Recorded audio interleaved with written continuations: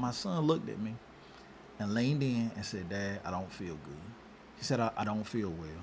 I said, "Oh yeah?" He said, "No, I feel like I'm going to pass out."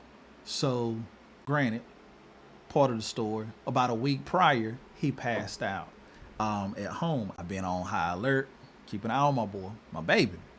And he leans close, and I put my arms around him, and he got his arm like behind me, and he passes out. But I'm holding him, right? I'm holding him. And my wife, she saw what was going on, and she was right there before he passed out. And I told her what was happening, and then she was like, "Oh, he's out." And I said, "I got him." And it was a little scary moment, right? And I was holding my boy.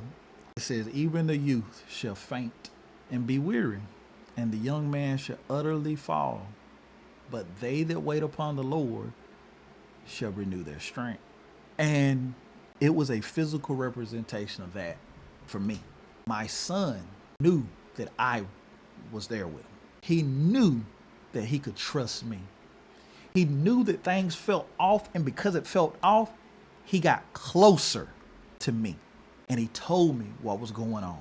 And I put my arms around him. I wrapped my hands around him tight.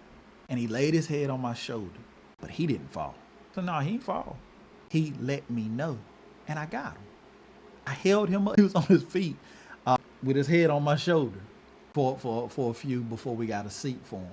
And that's where we have to be with God.